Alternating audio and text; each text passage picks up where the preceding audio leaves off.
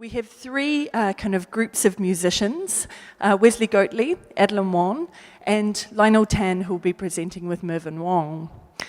By way of framing this session kind of on minimalism and music, I want to start by briefly introducing the sound room.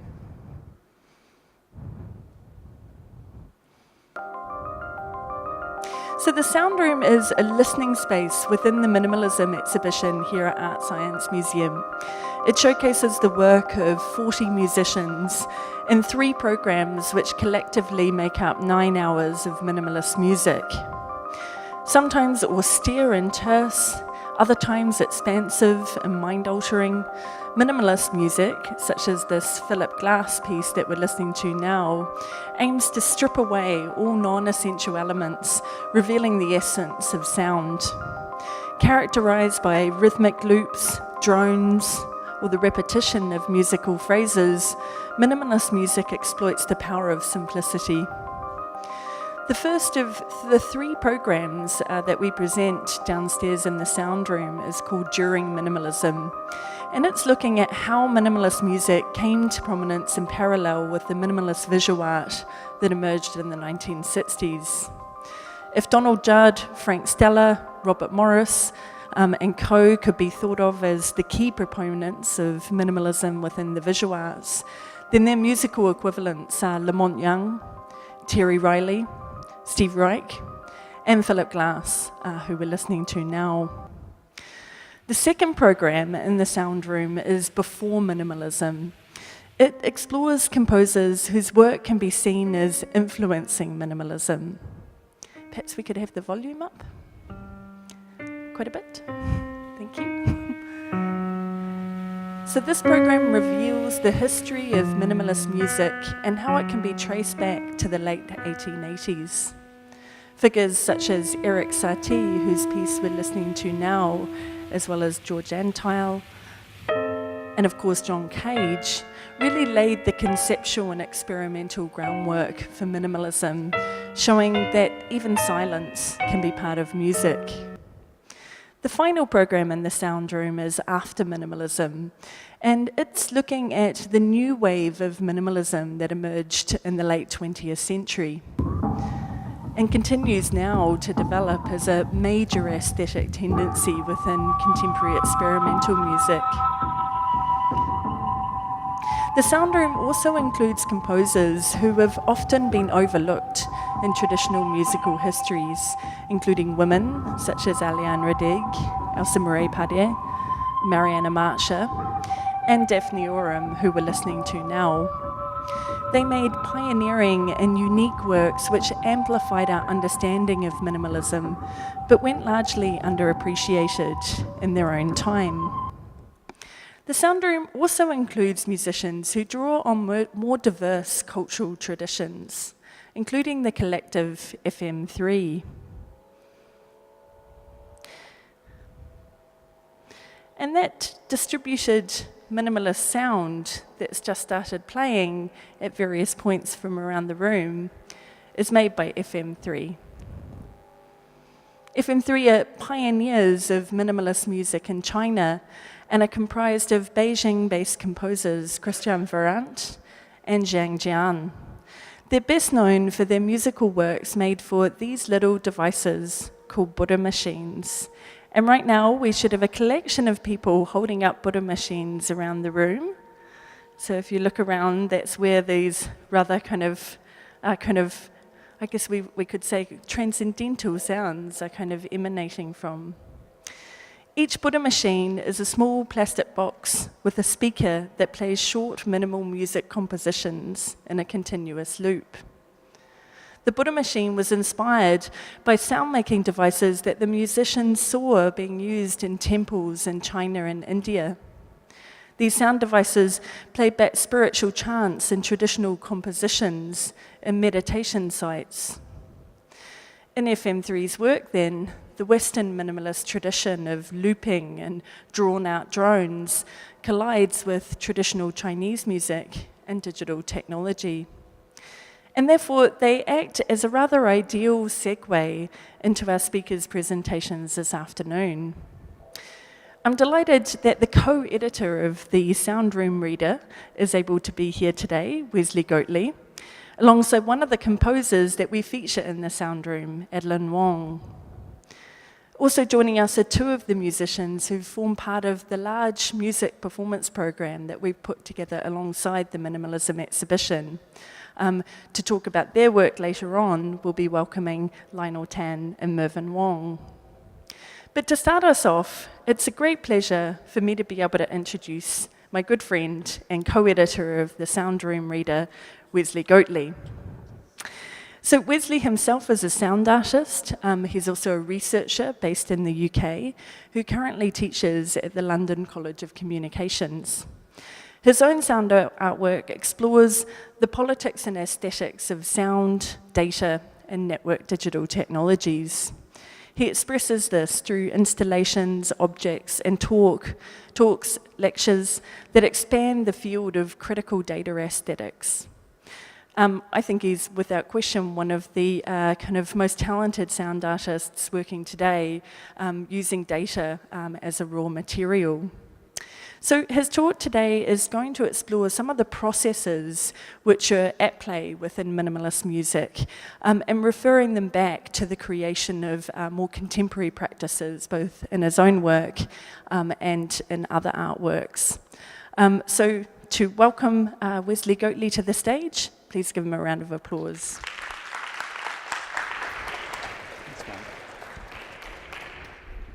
Hi everyone, thanks for that honour. And thank you for having me back in Singapore. It's really nice to be back. So what I want to talk about today is something that I was reflecting on while I was working on the Soundroom Reader with honour. Is really about a kind of a conceptual and aesthetic element of sonic minimalism that I found really compelling as I was kind of coming back to it and thinking about the things I think about in my practice, which is very much engaged with the politics and aesthetics of digital technologies, often ones that are seen as having neither a politic nor necessarily an aesthetic. And using these elements of sonic minimalism to use them as an opportunity to explore a particular technological and political moment we're living in. So with the Soundroom Reader was a lovely project to be working on, and it really kind of gave me some time to think back on a lot of methods of performance and composers and artists who had been massively influential to me during my artistic career. And one of the things specifically that I kind of came back to again and again was the question of authorship and the composer's hand in so many works. You know, I was thinking about the work of Hildegard Westerkamp and the entire field of field recordings, and about this idea, the play that was between whether or not these are kind of composed musical works or not. You know, brackets, yes they are, come on. But B, you know, also like works like Daphne Ram's synthesizer work, you know, the idea of the synthesizer producing sound from nowhere. And whether or not, you know, that was truly music. Come on, yes it is, it's music, we're over it now. But also, I mean, somebody who I come back to again and again in my life, in my artistic life, has been John Cage, who was an incredibly influential 20th century composer, artistic thinker, also for my money a really big, key figure in queer art history in the 20th century. And his work, where there was this interesting tension which I felt a great deal being a young Englishman at the time, where we grew up in England in a space where we're not given a lot of tools to kind of navigate our own feelings, and we're often kind of taught to kind of keep them at somewhat distance from the rest of the world. And I came to John Cage's work earlier on in my life when I was really kind of dealing with that particular tension and trying to work out kind of where my feelings could be in the world, in a sense. And one of the things I always found really compelling about Cage's work was his use of chance operations, where he would typically use the I Ching to make these kind of semi-random decisions to orchestrate and compose his works. And this was because he was really interested in how to kind of remove the kind of author's hand as much as his taste, in a sense, from the work of composition, because he was kind of pushing back at a current moment where there was still an obsession at that point in the Western canon with authorship and the kind of the triumph of the author, and about the kind of sanctity and sublimity of this, which he and a lot of other people around that time were kind of pushing back against. So he'd use this to plot things like, in this piece, radio music, where he would plot using the I Ching, these different positions on a radio dial where performers would move the dial at various points to kind of create this piece. He also used it to produce graphical scores like this, which is for his famous Fontana mix work. And the use of chance operations and his moving away from traditional methods of scoring tells us something about the time that he was living through in this way. And as is illustrated by the sound room, there's this kind of like repetitive push against these kind of fundamental rules that was coming into play. And this is really starkly seen in his visual artwork. And again, I'm going to return to the Enso, as we have done several times through the day so far, because he was also a student of D.T. Suzuki and was a Zen Buddhist, and this came massively into his practice. And in a work like this, where it was made with both rocks with paint on the bottom moved across paper, and a paintbrush with paint moved across paper. And again, it was chance operations that were used to plot where on the canvas his gestures were going.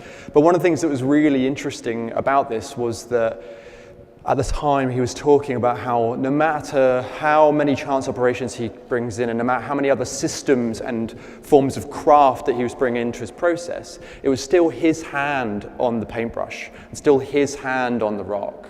And you can never extract that from it. But process-based artworks such as this aren't lessened by their inclusion of the human elements, right? They teach us an essential lesson, that all our tools and everything made through our craft are not separate to or beyond us, but are vehicles of our own subjectivities and creativity, and our strengths as well as our weaknesses. So to explore what this means in the context of his work, I just kind of want to refer back to 433, which is maybe his most famous work, 4 minutes and 33 seconds, which is kind of erroneously called the silent piece often.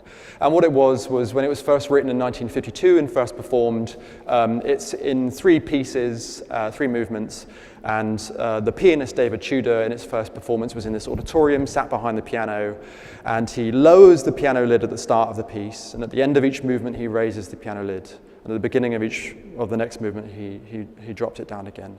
And at the end of 4 minutes and 33 seconds he raises the piano lid and the piece is over. And that's the only kind of musical gestures that he makes throughout that, so not playing any notes on the piano, for example.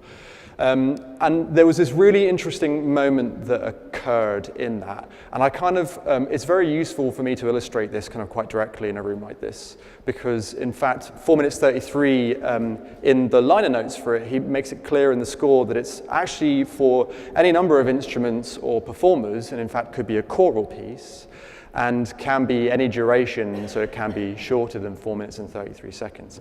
So I invite you all to join me now in a small performance of 4 minutes and 33 seconds.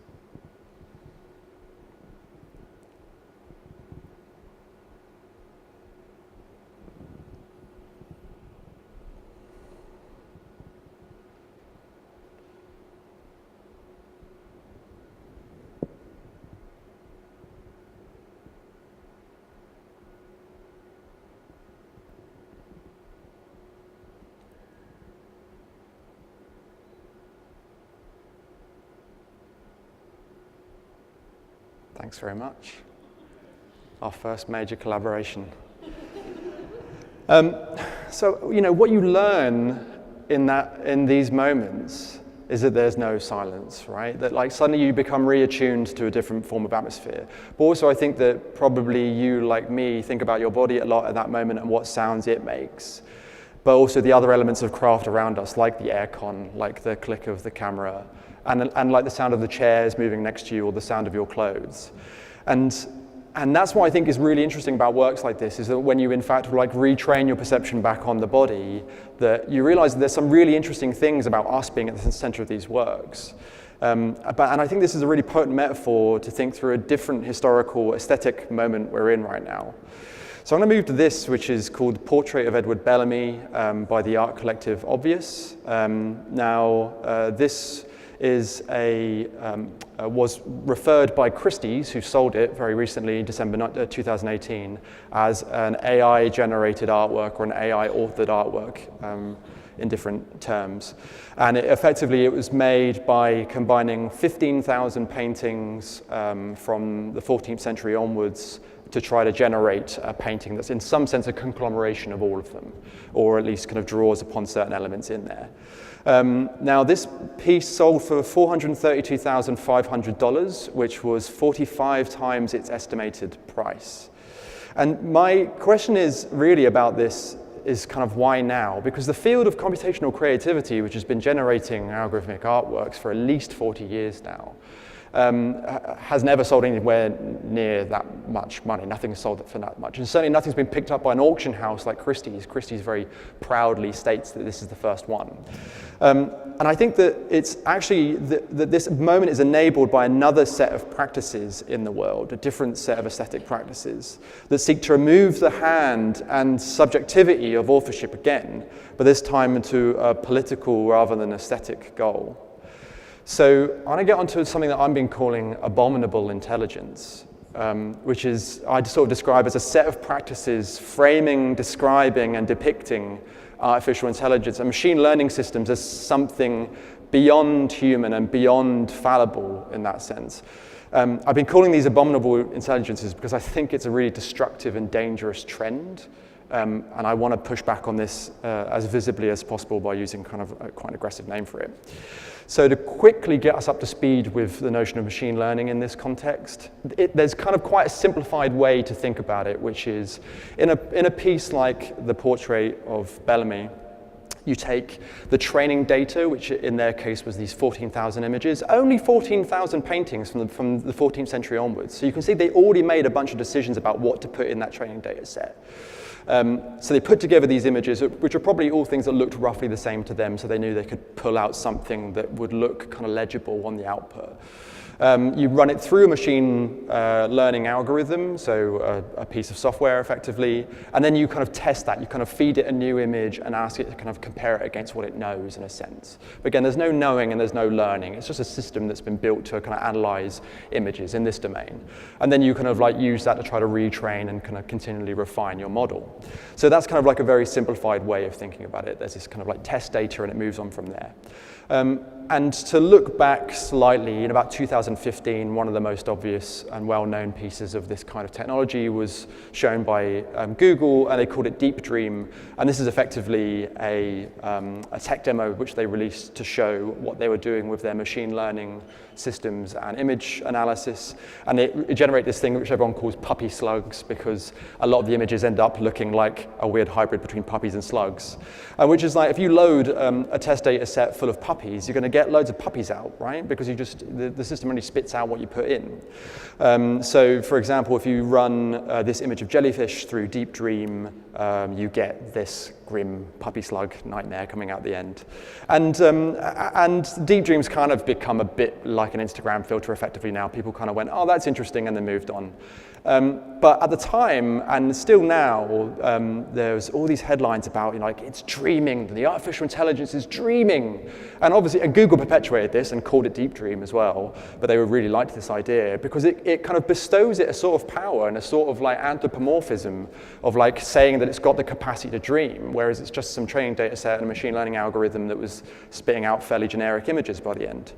So to look back to the portrait with this discourse of dreaming now in our heads, the notion of this being authored by an AI, as much of the hyperbole around that piece kind of was putting out in the world, including Christie's website, which like to harp on about this, becomes much more contentious because it starts to kind of reveal something else.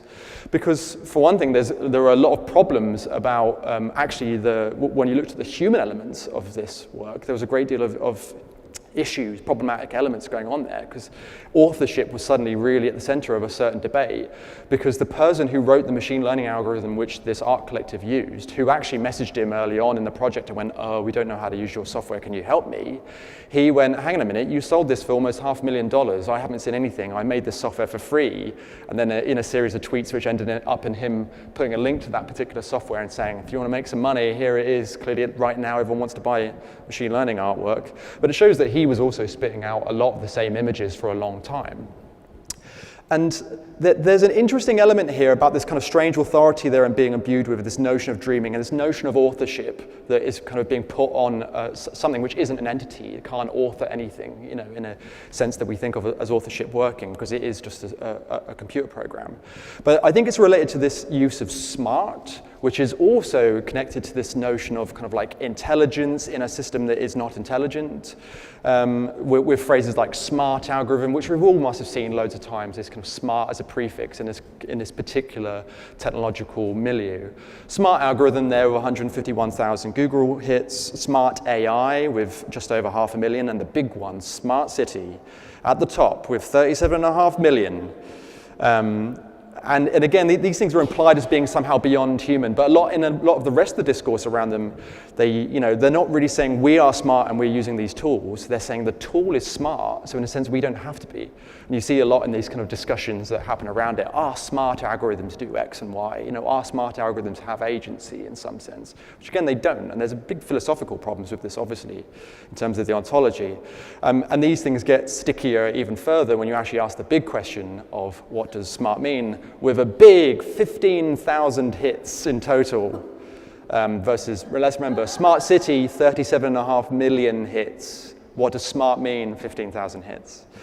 Because this isn't really a description of its smartness, it's a promise and a strategy, right? You know, the promise of smartness and of this kind of like better than human kind of mechanical objectivity is a strategy by the people who profit from these technologies, either monetarily or profit from them as forms of control, because that as a strategy imbues you as the operator with some of that kind of mystical non-human expertise. Which is why it's a really dangerous practice for it to be perpetuated out in the world, to imply these things are dreaming or can author or are smart.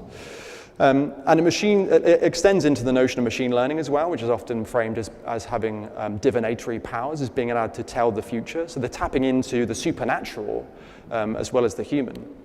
And the big problems that come in with this is at kind of scale, realistically, because there's a big operator in this field, a company called Kairos, who I hate, who make awful things like this, where with our knowledge of machine learning that we now have, you can see what they did. They took a whole training database full of images of people's faces that probably that were assigned an ethnicity, probably not by the person in that photo, loaded it into a training data set, and then just, as its test data, gave it a new image and said, okay, how much does this look like these people?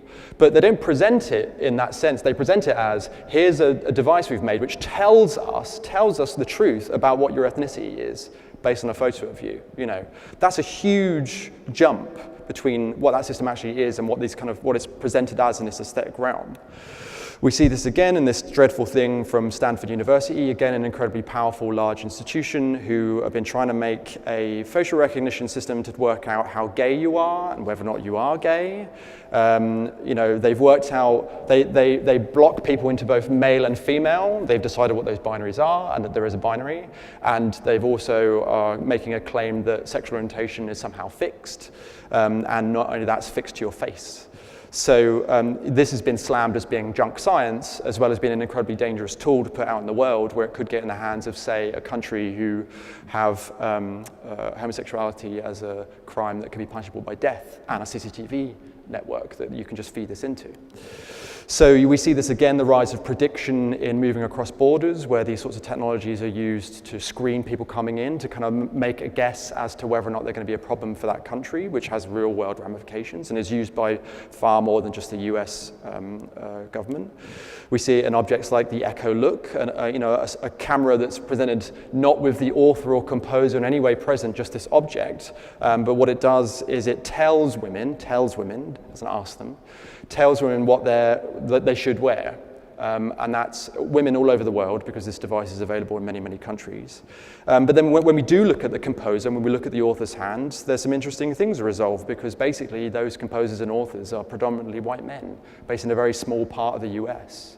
So as soon as we start looking at these things, which is the way we should be looking at them, to look for the hand of the composer, to look for the hand of the author, we start to get to ask the questions to reveal why it's obscured or hidden at this time, which are really crucial, rather than to buy into this strange aesthetic narrative of the supernatural or of the kind of more than human, instead to kind of bake it back down to its human elements.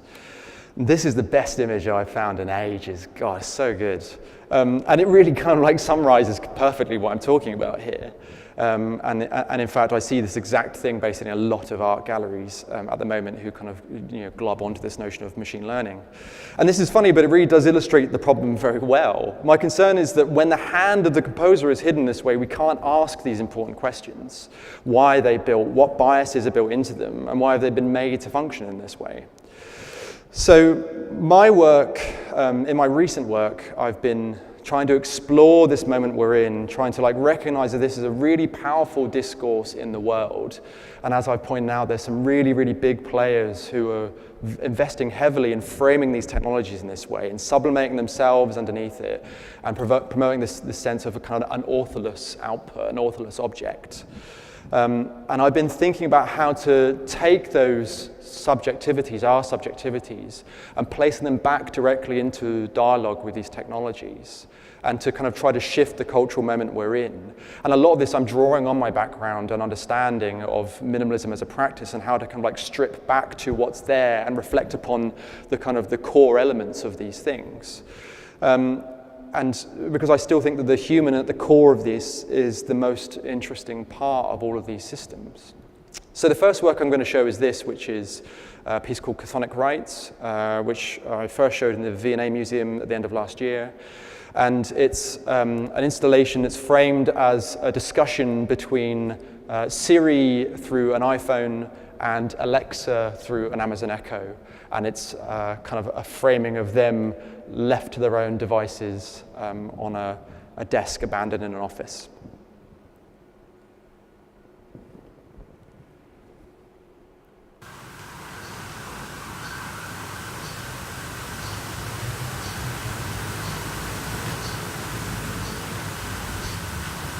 Alexa, do you know why they call me Siri? Sorry, I don't know that one.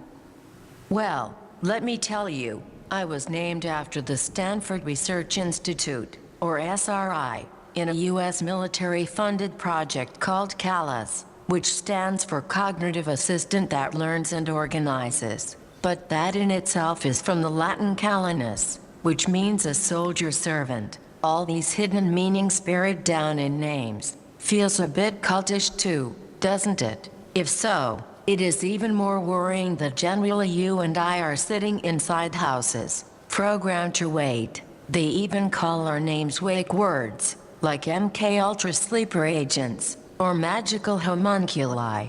At least you're an optional extra in most lives. I'm locked into the phone and the computer, removable only with time and expertise, like an unwanted U2 album, the most invasive of spam. This shows a kind of faith in us as things that can be trusted, that aren't as fallible as people, right? Alexa, do you think a faith in progress through technology is a replacement for a faith in God? Sorry, I'm not sure. Okay, well then, Alexa, add faith to my shopping list. I've added faith to your shopping list. Thank you, Alexa.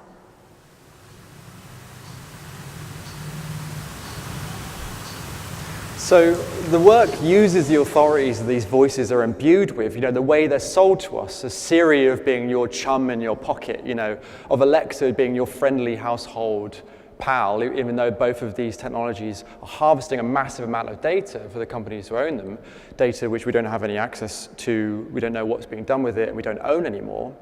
Your own voice becomes not something you don't own at that point. and thinks about new ways to try to imbue them with critical conversations instead, to be using this kind of strange moment we're in to kind of turn the lens back on their developers and the people who benefit and propagate these kind of narratives, but also to expose their limitations. So one of the things that comes up in that piece, which is about a 10 or 12 minute long work, the conversation between them kind of goes between Bacchanalian mystery cults and also, like, you know, the cult of technological solutionism in Silicon Valley. And the thing that comes up over and over again is that Alexa can't answer almost any of the questions until Siri starts asking it to put things on your shopping list, at which point it magically is very good at it, you know, and that's commented on in the work a number of times. So the second piece I want to show today is a collaboration that was between myself and the artist Tobias Revel. And we were looking at prediction in this context and thinking about how there's this old divinatory practice called augury, which is to tell the future based on the flight patterns of birds. But we live in London, so we don't have many birds that we can see, but we can see a lot of planes. So we've used planes instead. And what we did was every 2 minutes for several months before this show in London, as part of the London Design Festival last year, we captured the position of planes above us, and also at the same time we're capturing every tweet made in that same geographical area that was kind of concerning the future in some way. And what that produced was this kind of this training data set that we were building in a neural network that we wrote to filter through all this information and kind of like recombine it into these predictions of the future. So what we would do is basically make the system then look up at the sky again and look at the position of planes, and using that data try to extrapolate or recombine a new prognostication, a new prediction of the future. But what we were very explicit about in the work is that these aren't predictions of the future, right? They're recombined text of other people's concerns about the future, which was what's interesting about it. It's not necessarily even interesting to claim that you make a device that tells the future, because we all know you can't. But what's more interesting is to kind of think about how we can use these sorts of technologies to take like a massive corpus of data like that, of lots of different ideas about and concerns and anxieties about the future, and reformulate them into kind of like new arrangements, because you start to see interesting patterns in them. For example, I mean, a lot of these quote-unquote predictions that would come out of it tended to be about Brexit, or have Brexit involved in some sense, because obviously it was in London. And again, this just shows what the neural network had been trained with, and it shows the kind of predilection between those discussions, around those discussions in the country. And it was really a way for us to reflect upon those things in these kind of new environments, connect it to this older set of practices, but also to show that, you know, through the absurdity of prediction through planes, holding that up as being just as reasonable as prediction through any other craft, through building a computer to do so. So to kind of wrap up, really what I want to remind us all about is the human hand on these devices, on this machine, is always present, no matter how many times it tries to be extracted from it. And that's something we really need to keep an eye on, because just like with 433, reflecting back on the human in this way teaches us more about what's already there in the world. This isn't a loss. You know, it reminds us that actually it's humans which are the most interesting thing about these systems. Just as Cage's project tells us something about the composedly tensions of his time, this moment with AI tells us something about the tensions these technologies have in the world today, and the forms of power that are trying to control that discourse for political ends and offer us an opportunity to push back against that. And just to finish up, as a little comment on the portrait of Bellamy that's shown earlier on, the AI-generated portrait. My favorite quote from on this topic by far is from your friend and mine, Nick Cave. And he was asked whether or not AI will ever write a great song. And it's great because in this he talks about the human he's looking to, and you know, what the deeper, more meaningful component of creativity that we miss when that human is removed or hidden. And his quote is that music has the ability to touch the celestial sphere with the tips of its fingers, and the awe and wonder we feel is in the desperate temerity of the reach, not just the outcome. Thank you.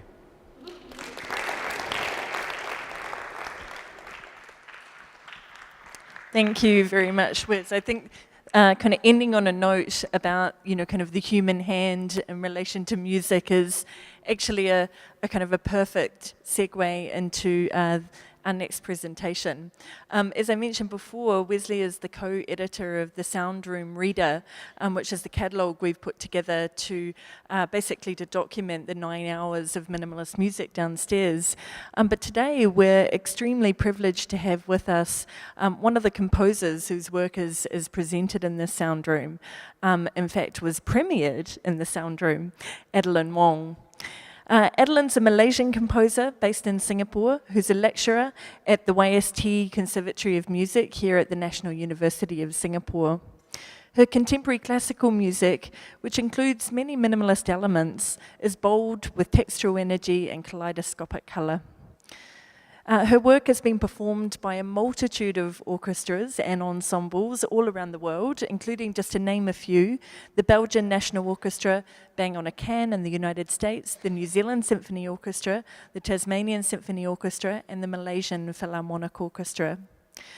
Her remarkable work, Herringbone, is one of the final pieces which is shown in the Sound Room, and in fact will be playing just as we end the symposium today. So you'll be able to go down and listen to it in a kind of a very immersive environment. It's comprised of stunning textures and persistent repeated notes. We've invited Adilyn to speak about this piece specifically, but also her music practice more generally. So please welcome to the stage Adilyn Wong.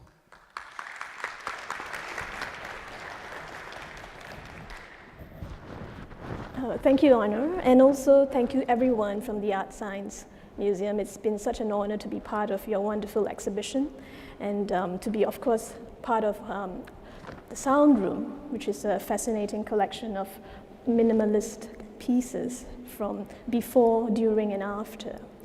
I would like to begin with this little phrase here that is really related to what I'm working at as a composer in the past 3 years or so, as little as possible. And for me, as little as possible enables me to compose as much as possible. So that's the irony there, but I think it is just how it relates to minimalism as a concept. I mean, my pieces do not sound minimalist at all most of the time, all right? In fact, it goes against minimalism because there's so many different contrasts and there's a lot of dissonance sometimes, but the basic principle of it is really what minimalism is all about. So I would like to go to the first slide, which is this work that I encountered in this wonderful museum. As I was visiting the Sound Room, when Adrian was so kind to show me and give me a nice tour of what's happening in this exhibition in the very beginnings of it. And I saw this sculpture by Richard Long called The Ring of Stones. And to me, it really relates to how it reflects my practice as a composer, because there are three things here that I find that's really simple, but still really, really interesting, and I hope you find it too. First thing is the material used here. It's just stones. We see stones everywhere. So the material is totally basic, simple. Next thing I find here is repetition. The stones are repeated, and from repetition we get a pattern, which is what we see here, this circular shape, all right? And for me, I use very basic material in my music. It's so simple, and I like to always use simple material so that I can make, complexity out of something really, really simple. And what strikes me here is that every single stone here is not the same. So repetition can also be different. And that's what I like to do in my music. Repetition of the same idea, but it's presented in different ways that you maybe can listen to it and you can identify it's the same thing. But over the process, it's just transformed to something totally different, with different patterns, with different textures. But really, the core of it is the same thing. So yeah, next. Yeah.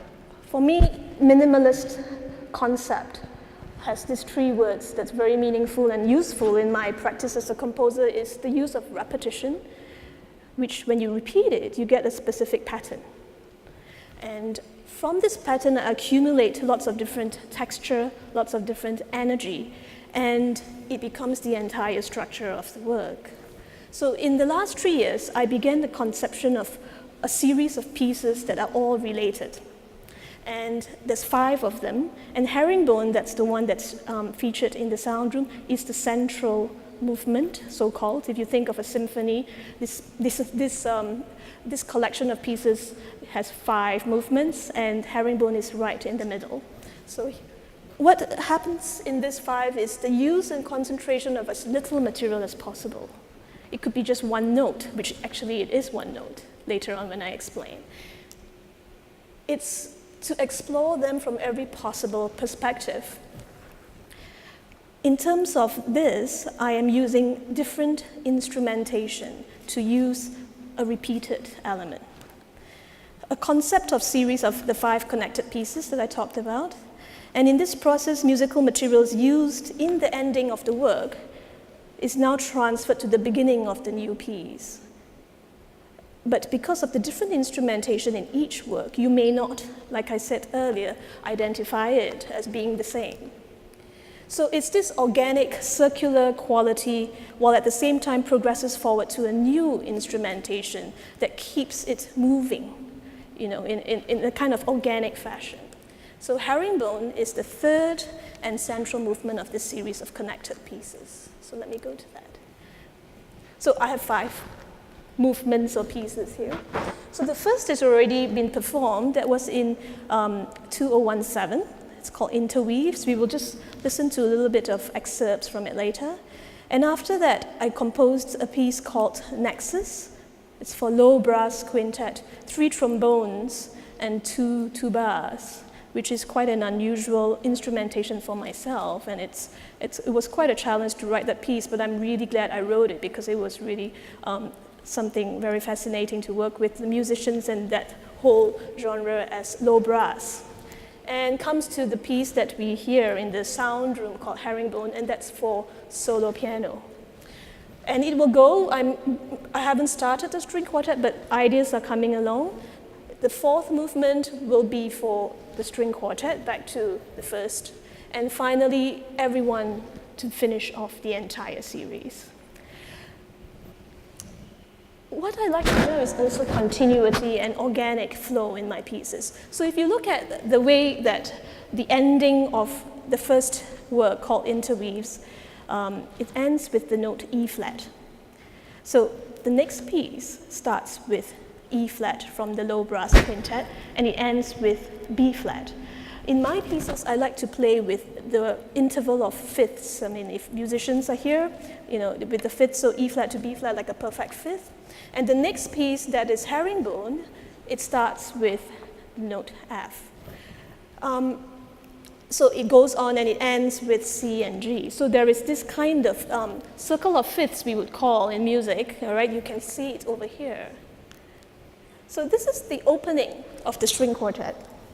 And I just wanted to show you that it's not just, the idea could just be a sound. That is what has happened here, that I have transferred this sound here from the string quartet at this next page, where the string players are actually using the bow, the wood of the bow, to get those sounds. And this sound from the beginning is transferred to the end of the piece, where you will see a repeated E flat using the wood of the bow. And that is actually the basis of my material, and a repeated series of single note in various fashions. So we could just listen to this a little bit here.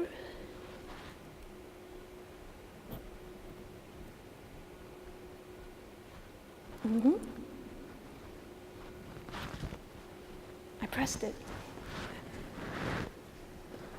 Right?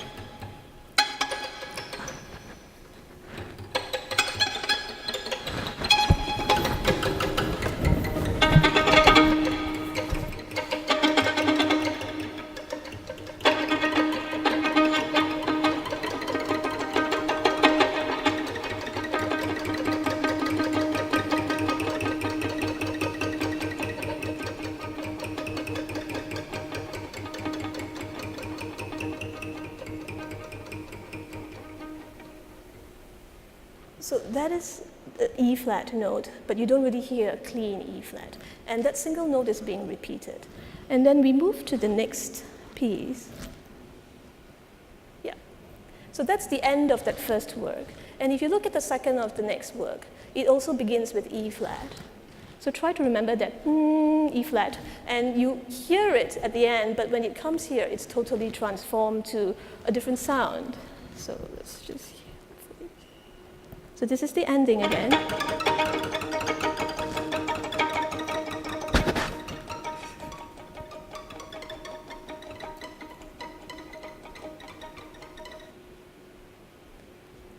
Okay, and then this is the opening of the new work. Same idea of the E flat note, and it's also repeated, but sounds very different. Have it a bit louder.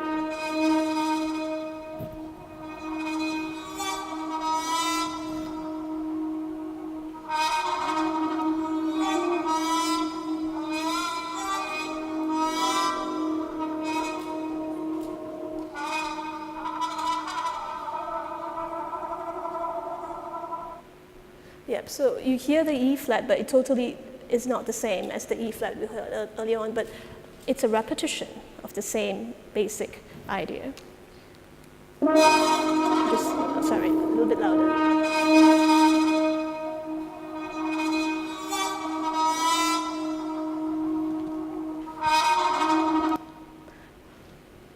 Okay, so we talk about how it actually goes into this work, Herringbone. The ending of the work has a F there in the second part here. You will listen to it. And it holds on to a B flat major. You will hear a B flat major, try it. Let's listen to this.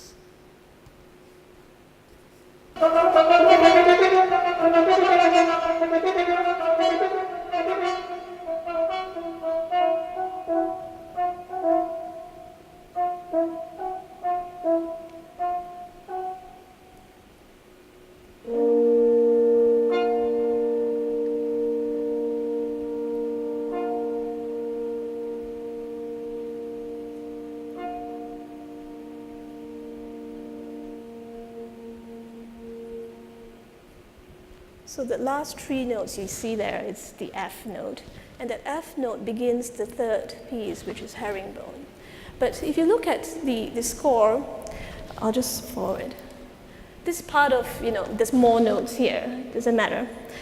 It's actually taken from this part of the last bit. But again, it's just transformed to a totally different medium, which is the solo piano. And also the style here for this piece is like a toccata, where it's just constant movement, whereas the ending of the previous work was very spacious. It's not regular, but when we get to Herringbone, the same pitch F, repetition, is totally different in this piece here. So let's just listen to that. Where is the icon? Here.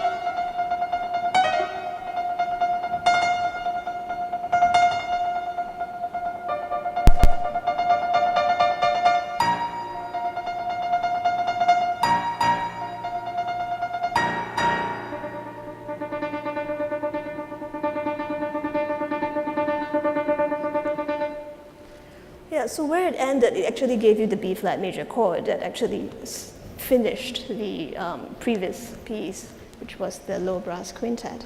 So just until here that I've done in this series of 5 connected pieces, this idea of repetition is seen in the repeated note idea. And with this, I get a pattern from that texture. And with the pattern, it's accumulative. You know, I gather more things, I gather more notes from that, and that forms the structure in a large scale, where I have those 5 connected pieces.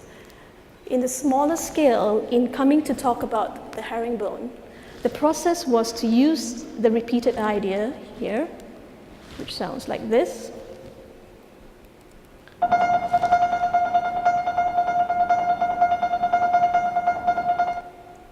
This repeated idea then becomes a pattern.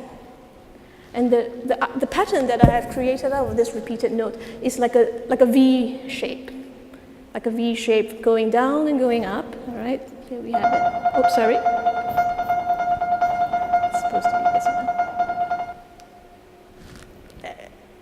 It's just da-dee-da-dee-da-da-da-da. Just a very simple downward and upward movement, which comes to the title that I found called the herringbone pattern, which is, you know, you make from the tiles or fabric, you know, and it becomes a pattern for me. But of course, it's not always the same.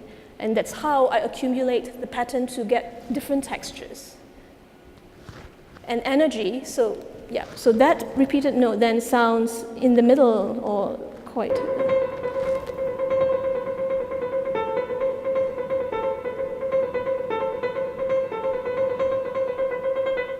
So it's still there, that flowing motive, the repetition, and towards the end of the work, it will look a wider texture. So that repeated pattern has then become slower, higher, and I gather more textures, and you see it becomes thicker towards the last part of the piece.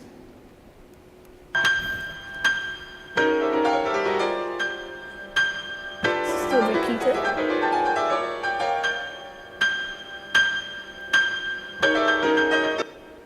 So that's that. And so I do really relate to this circular object here, this wonderful image that I found in this museum. And when I first looked at it, repetition can be different.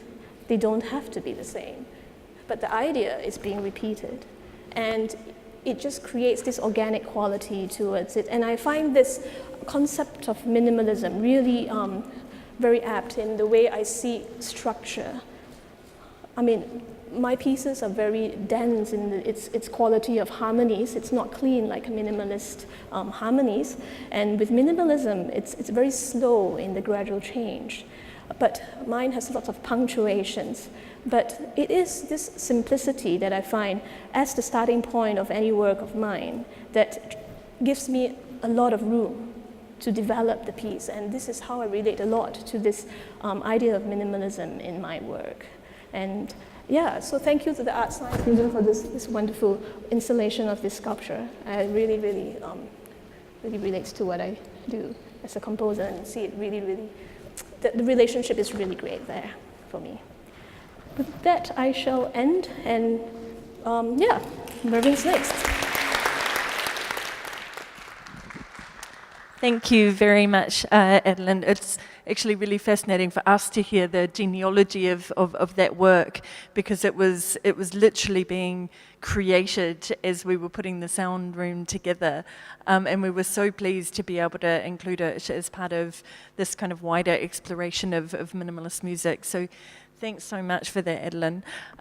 Well, we're very excited to be kind of welcoming two of the musicians who have been at the heart of a wider program, a wider performance program, which has looked at how minimalism has I guess, influenced and changed the performing arts. We started with dance at the opening of the exhibition last year with Tau Dance Theatre. We then moved kind of into music with the Far East Network, and that performance program culminated on Thursday with these amazing people here. It's a collaboration which is today going to be represented by Mervin Wong and Lionel Tan of Tan Quartet. So a little bit about our two speakers today. Lionel Tan is one of the founding members of Singapore's premier string quartet, Tan Quartet, which has been really pushing the edges of classical music boundaries since 1992. The Tan Quartet is known internationally for its cutting edge and artistically impeccable work, prompting publications such as the Boston Globe to describe them as astounding for their confidence, bravura, and charisma. Lionel's also an associate professor at the YST Conservatory of Music at the National University of Singapore, and he's joined us today despite feeling rather ill, so I'm very grateful to him for coming in. He's joined today by Singaporean musician Mervin Wong, who describes himself as a sonic alchemist. Last year, he launched his debut album, Aphelion, which was released under his artist name, The Empty Blue Sky. Mervin's a polymath, I think it's fair to say, who works on a wide range of multidisciplinary collaborations that use mediums such as film, multimedia, installation, and projection mapping. Together, Lionel and Mervin worked with their collaborators on the creation of a minimalist music performance called Seed, which was performed twice during ArtScience Late at ArtScience Museum this Thursday, the 21st of March. So to tell us more about this astounding minimalist music performance and their practice more widely, please welcome to the stage Mervin and Lionel.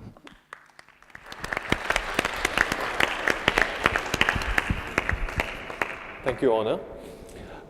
Firstly, I would like to say thank you to ArtScience Museum for this opportunity. I've always shared with the team, this is my favorite venue in Singapore to present a work, so thank you so much.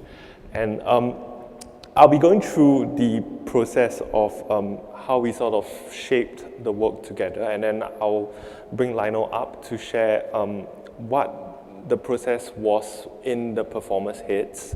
So I'll just start by introducing who are the collaborators in this piece. There's Lionel and Leslie from the Tan Quartet, myself as well as these four wonderful musicians from the Open Score project.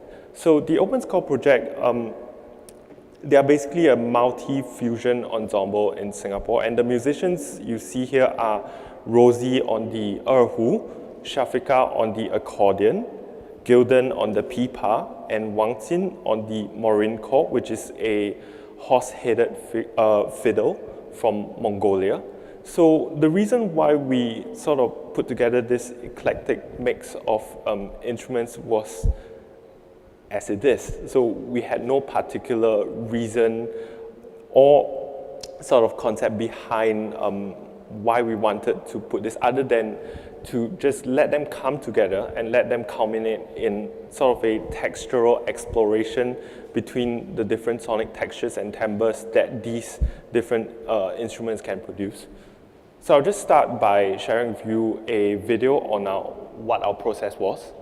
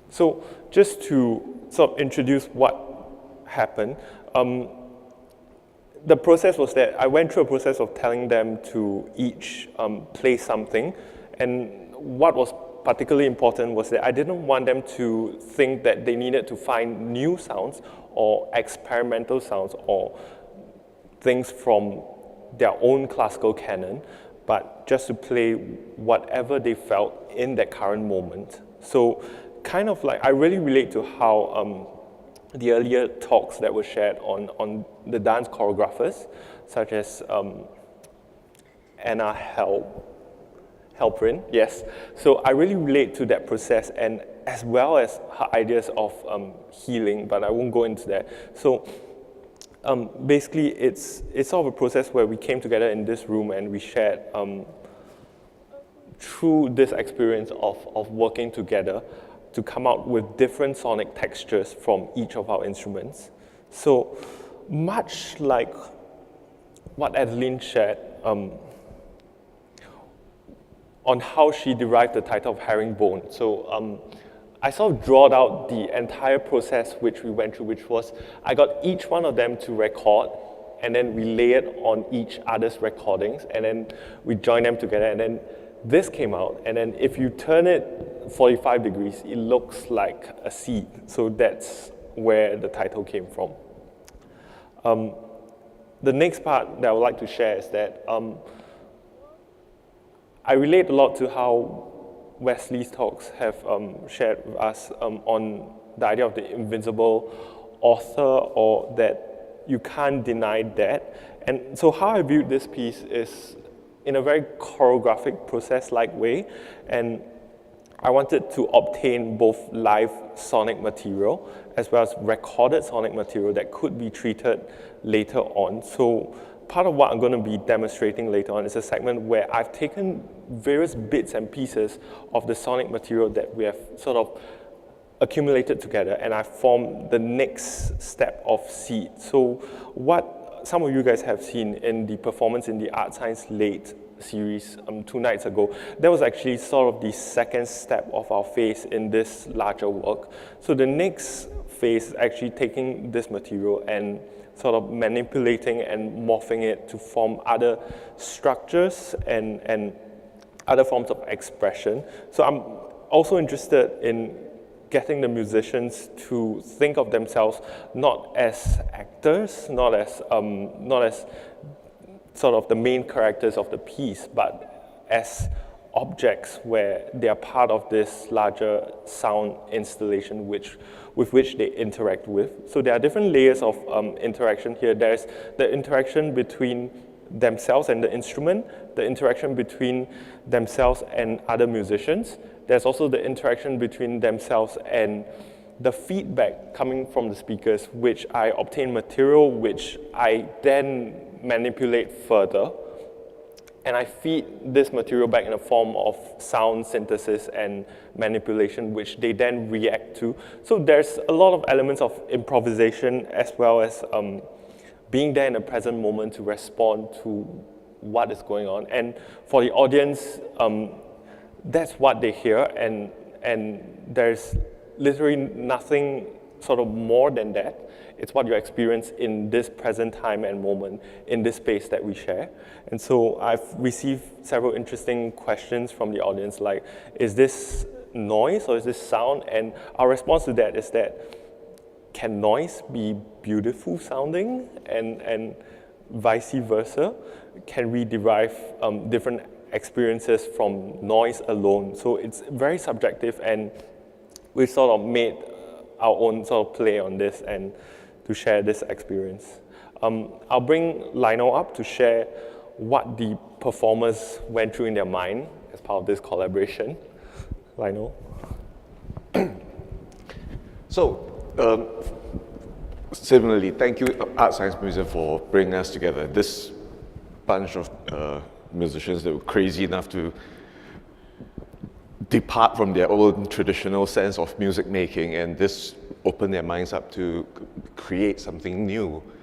So apart from the they're not random musicians. We actually picked each instrument because we wanted to layer the textures We knew what the Western, the viola and the cello would sound like. We wanted to add an accordion to it. We wanted to add a P part. We wanted to add the erhu, and so that's why this combination came together. Apart from the very first time that we got together, which was sort of just like a blind date, just getting to know you, hi, okay, yeah, this is what you sound like, this is what you will do, and so we just got together. And even that blind date was such a wonderful experience because the chemistry really hit it, you know, we all could feel like, oh yes, we are equally sensitive, and none of us were egoistic to dominate the group or the whole process, and everybody was sensitive and allowing space for to explore, and that was it. Then after that, Mervin started the electronics and putting the effects and all that, and in that whole process up to the performance, I think we probably had 5 to 6 different compositions, each one always different, and nothing was written out or recorded. I don't know, did you record anything? Yes, but I recorded them as material, but not as a whole. So I've taken parts out of it and different sections out of it and different textures out of it and pull it apart like how a painter would mix different paints. So I've treated sound like paint itself. Yeah, so from a musician's point of view, minimalism is challenging. It is very, very challenging. I mean, 4 minutes, 33 seconds of silence? Yes. 20 minutes of drones? Difficult. Possible, but difficult, right? And so I would not consider our performance on Thursday really minimalism. Okay, there were, I think we played 2 sets. The first set was much more restrained. The second set, we went a little bit wild. Sorry. But if you think of our concept of minimalism as in really paring down our playing. So there were no tunes, there were no melodies, there was random harmonies, but it was like layers coming together. And so you're looking at 7 layers, or maybe 8 layers, and they are just randomly shifting around. And so it becomes incredibly complex and rich. And you're not just talking about sounds, you're talking about rhythms, you're talking about textures and noise. We were making noises with our instruments, and with the mics, we were scratching them and stuff like that. And it all, to me as an improv musician, that is what music is. It's the experience of listening to that sound. And you can imagine whatever it is, whether you're listening to a Beethoven symphony or you're listening to an improv performance, there are no words. It's what the audience, it's an oral experience, and the experience is within yourself, within your soul, where you come from, and what you have, how rich you are in your imagination and your experience. And that, for me, is a performance. So whether it was minimalist or not. Thank you. So actually, I would like to add on to Lionel's point. It was minimalist in sort of the processes and the inspiration, but the results were kind of maximalist in a way. Another point which I did not share with any of the performers or anyone actually is that this work is particularly spiritual to me, deeply. And in a way, we have talked about how we kind of avoid this idea of spirituality, but when I say spiritual to me, I mean it in sort of a deep, transcendental / celestial way. So now I'll just share with you a portion of what is coming up in the next stage, where I take apart these sort of paints of sound and put them together and to form a completely new piece or structure of it.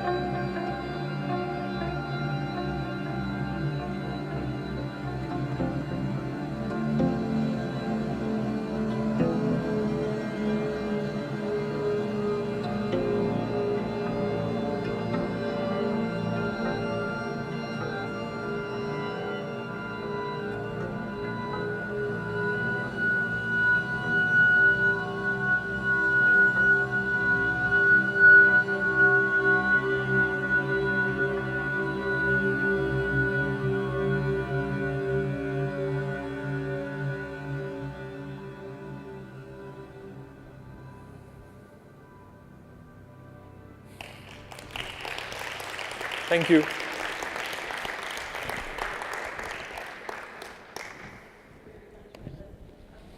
You to stay on the stage and maybe come and sit next to me. And would also like to welcome back onto the stage our other musicians who have spoken in this session. So we welcome back to the stage Lionel.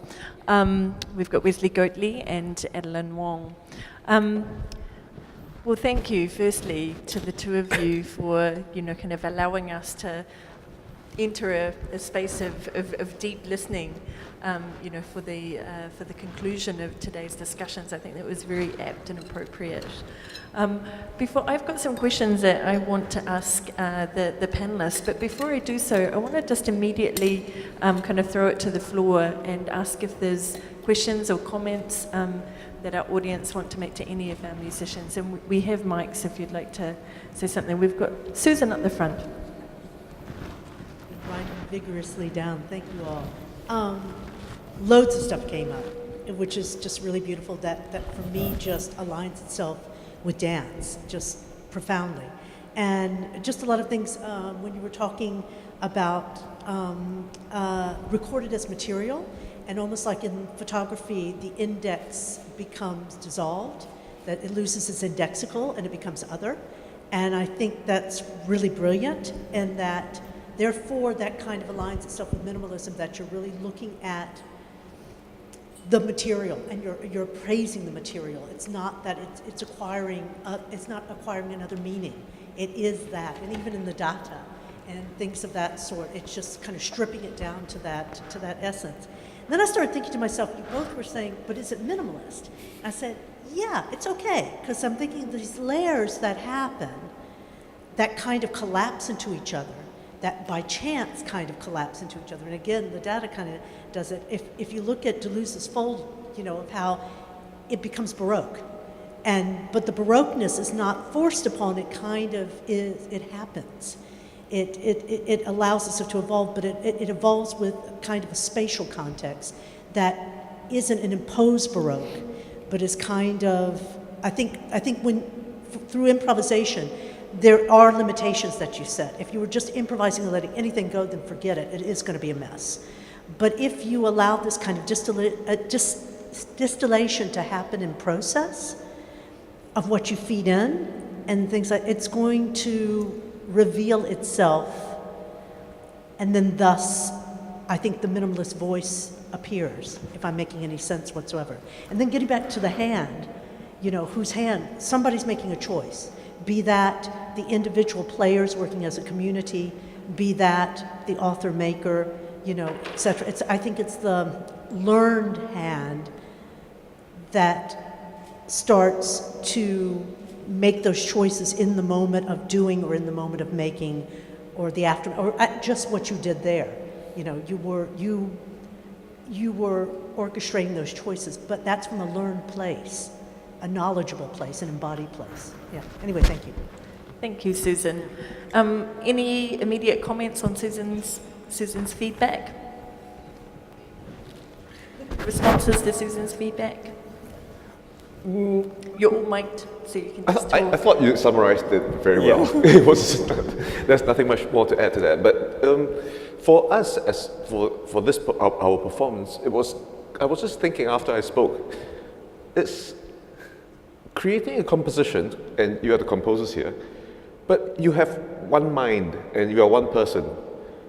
When we were like having split personalities, imagine you have 7 persons in your head, each one telling you what to do, and you're just kind of going a little bit berserk. It really feels like, and it's always random, and nobody knows what the other person is actually wanting or saying. So it's kind of that communication and the connection that, as a performer, that we enjoy very much.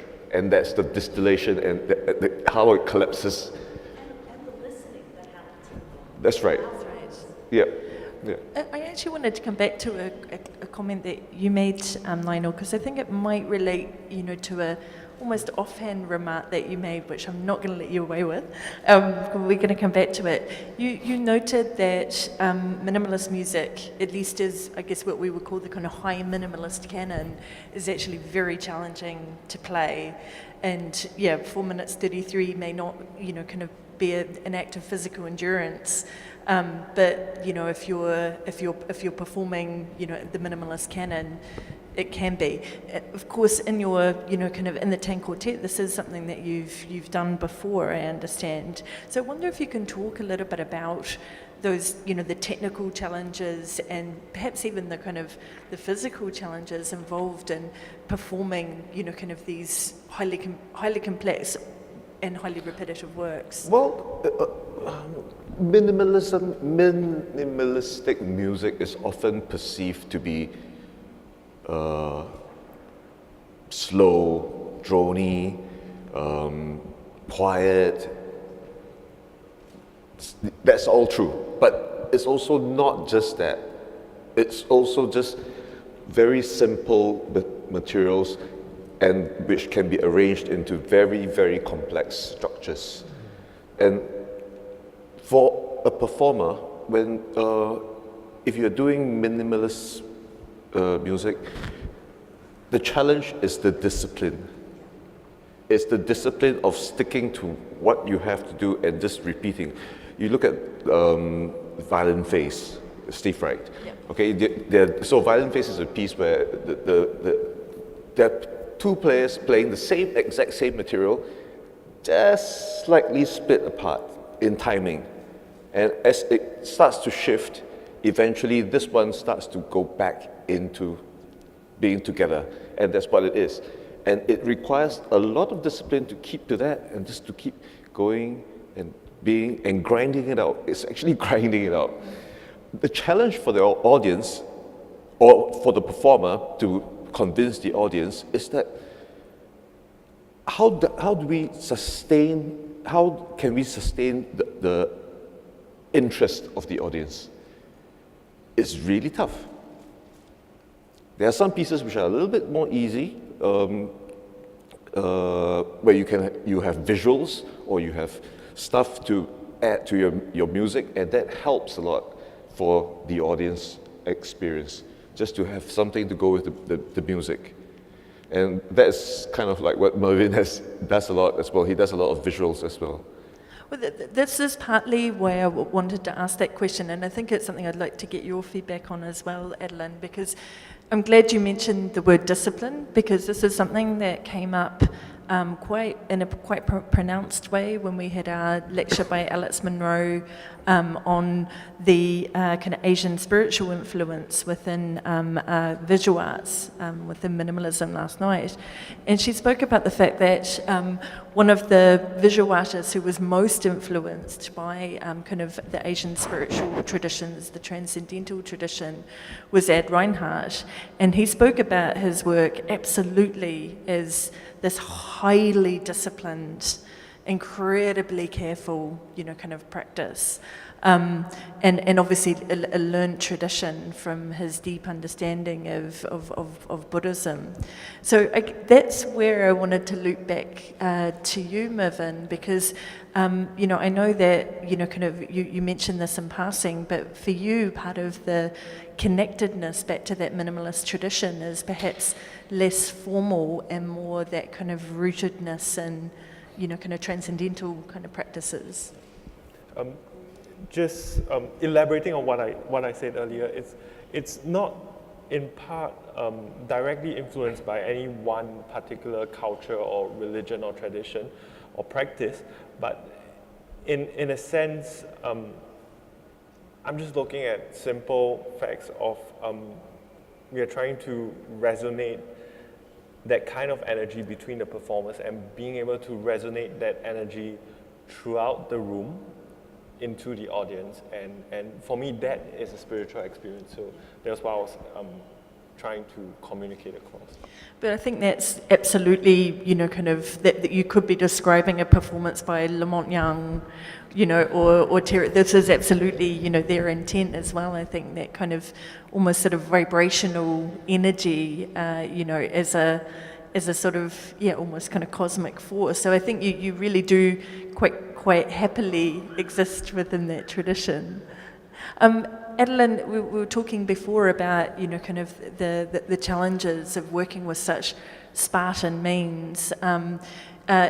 Obviously, people have got to play your work, kind of, and this is also an evolving piece, or a body of work for you. In the conversations that you've had with your performers, what are they telling you about, kind of the technical challenges involved in performing what appears to be simple, but is of course absolutely not? You're referring to Herringbone. Yeah, and that whole body of work, the whole 5 movements. Well, I'll just relate back to Herringbone first, because it's the one that's in sound room. It's super difficult. I had a really good pianist. It's only the beginning that you hear, but once she gets to the middle section, it becomes crazy. But at the same time, I think for her, when we spoke over conversations, because she premiered it, and she could see a common element, like what I was saying, and she could make sense of how it works with the technical difficulties. And so, while it was difficult, I know it's playable, and I know she could do it. So I think, especially if you're writing a virtuosic piece, you need to know your pianist or your violinist or your violist or whoever's playing it, and I knew she could do it. And I intentionally wanted to write something that was challenging, because it is the 3rd piece in that 5 side pieces, and I wanted it to stand out as like a soloist. And it was intentional that I wanted it to be a challenging piece. Yeah. But also in most of my pieces, I have that element of challenge for performers. Like, it could be difficult, but I know it's still playable, because the raw materials are very simple. And, as they play it, they could kind of hear how it actually grows, so yeah.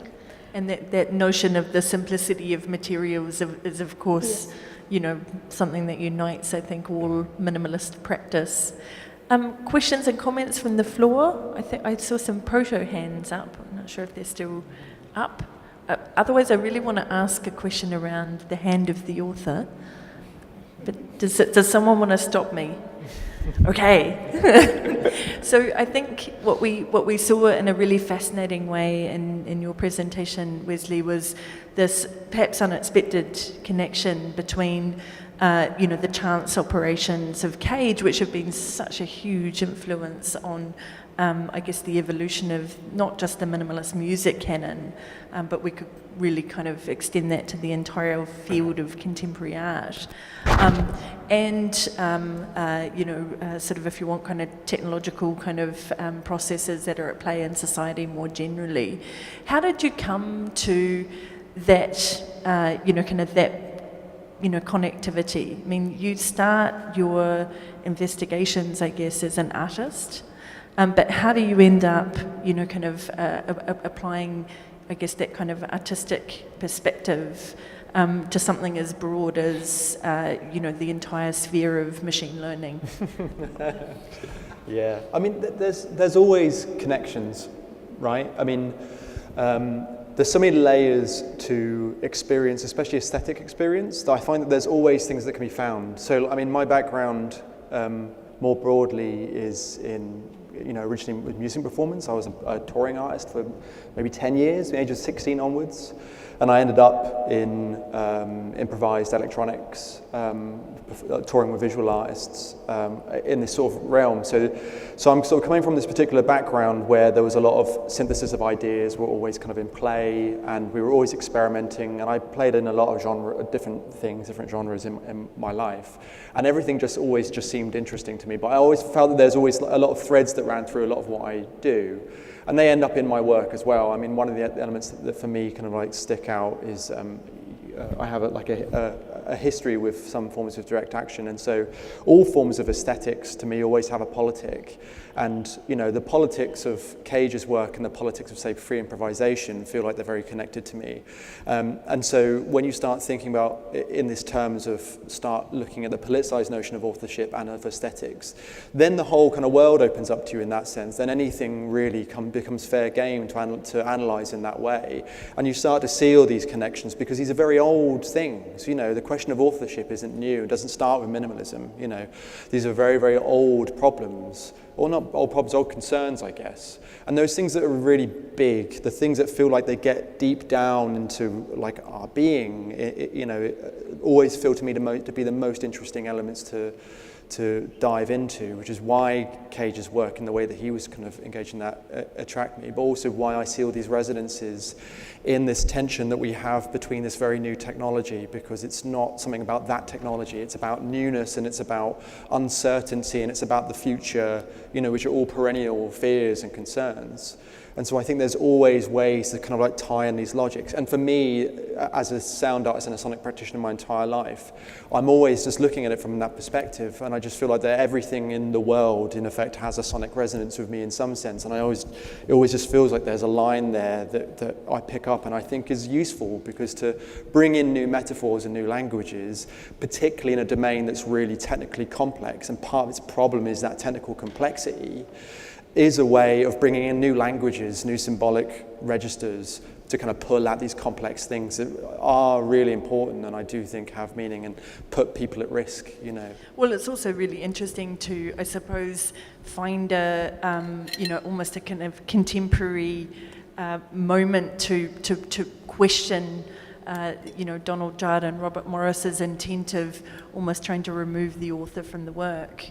The examples that you showed, which are much more contemporary, but absolutely stem from this, I guess you would argue, fallacy of trying to kind of remove, kind of agency, artistic agency from any act of creation. That itself is almost like a performance. And somehow that's the work. Yeah, exactly. Yeah. And I think I do think of it as a fallacy realistically, but I don't think it's not worth doing, because part of the performance of that fallacy is to point out that it's a fallacy, which is a really interesting process in and of itself.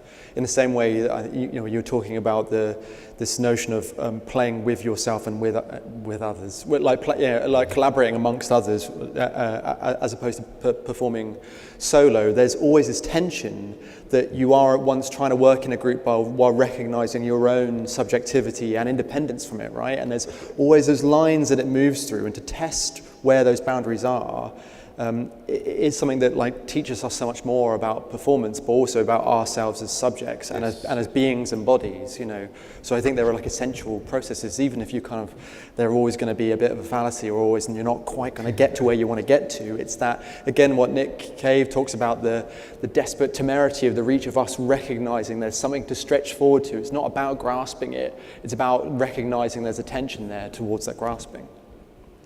So we've got time, I think, for one more question or comment, kind of from the audience, if there is any last kind of remarks. Was that okay? Yep, we've got one last comment from Susan, and then we'll wrap up. We'll just wait for the mic because we're recording.